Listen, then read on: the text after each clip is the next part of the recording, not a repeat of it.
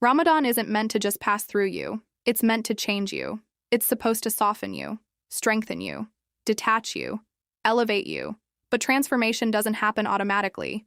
You don't glow up spiritually just because the calendar says Ramadan. You glow up when you become intentional, and intention starts by fixing what's wrong. Mistake number 1, waiting to feel motivated. Be honest. How many nights have you said, "I'm just not feeling it tonight"? You wait for that emotional boost, that khutbah energy, that peaceful spiritual vibe, but worship was never built on mood. If motivation was required for discipline, none of us would wake up for Fajr consistently. The girls who grow in Ramadan? They don't wake up excited every night. They wake up anyway. They pray tired.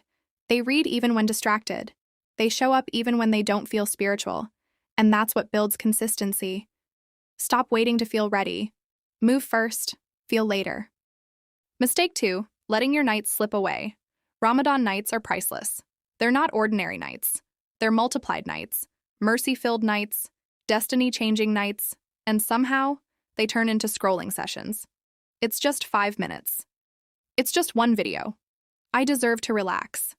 And suddenly it's 1:37 a.m. Your eyes are tired. Your energy is gone. Tahajjud feels impossible. Fajr feels rushed. Your best hours were traded for pixels.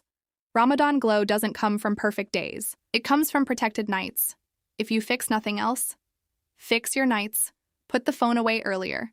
Pray 2 rak'ah more. Sit in silence for 5 minutes. Guard your night like it's gold, because it is. Mistake number 3, making food the highlight. Ramadan has slowly become a food festival. We spend hours planning iftar menus, watching recipes, grocery shopping, cooking. And there's nothing wrong with enjoying food, but when the entire day revolves around what we'll eat, we've missed something. How much time did you spend preparing your heart today? Did you plan your du'as? Did you reflect on your character? Did you think about what you're trying to change this month? Or did you only think about samosas? Ramadan is not about starving the body. It's about disciplining the soul. Let food fuel you, but don't let it distract you. Mistake number 4, comparing your Ramadan. This one is quiet, but dangerous. You see someone post, "Finished my 5th juz today." Another girl shares her 2 a.m. tahajjud routine. Someone else posts their spiritual journal aesthetic. And suddenly, you feel behind. Your 10 pages feel small. Your 2 rak'ah feel weak. Your effort feels embarrassing. But Ramadan isn't a competition with people. It's a competition with who you used to be. Is your tongue softer than last year? Are you gossiping less? Are you more patient, more mindful, more sincere? Allah isn't asking you to be her. He's asking you to be better than yesterday. Comparison kills sincerity, and sincerity is everything. Mistake number 5, ignoring small deeds. We love big gestures, long emotional prayers, deep Ramadan nights, huge spiritual moments, but we ignore the small acts.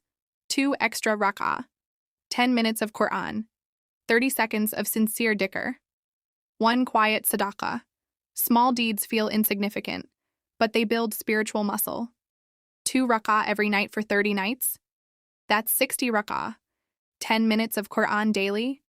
That's hours of connection by aid. Consistency transforms. Intensity impresses.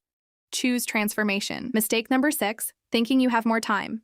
This one is subtle. I'll fix it in the last 10 nights. I'll start next week. I'll go harder after mid-Ramadan. But time in Ramadan moves differently. It feels slow at first. Then suddenly it's the 21st night. You blink. It's almost over. And then Shaitan whispers, "It's fine. There's always next year." But what if there isn't? Some people were here last Ramadan, they planned this Ramadan, they talked about it, and they didn't reach it. You did. Not because you're better, but because Allah allowed it. Don't delay your change. Start messy. Start tired. Start imperfect, but start anyway. Mistake number 7, not asking Allah to change you. We ask for forgiveness. We ask for Jannah. We ask for success. We ask for ease. But when was the last time you asked, "Ya Allah, change me. Change my habits. Change my heart. Change what I love. Change what I tolerate. Change the things I secretly struggle with." Ramadan is not just about wiping sins. It's about becoming someone new. And that transformation starts with dua. Don't just ask for outcomes. Ask for inner reconstruction, because when Allah changes your heart, everything else follows. If you recognized yourself in some of these mistakes, that's not shame, that's awareness. And awareness is mercy. The fact that you care enough to reflect, that means your heart is alive. Ramadan isn't ruined, not unless you give up. You don't need to become perfect overnight. You don't need to read 10 juz tomorrow. You don't need to suddenly wake up at 2 a.m. every night. Just fix one mistake, tonight. Put the phone away 20 minutes earlier. Pray 2 more rak'ah. Make one sincere dua for change, and let that be the beginning, because the most beautiful Ramadan glow-up is the one no one sees. The quieter heart, the softer character, the stronger discipline. It's not too late. It's never too late. As long as you're still breathing, Ramadan can still change you.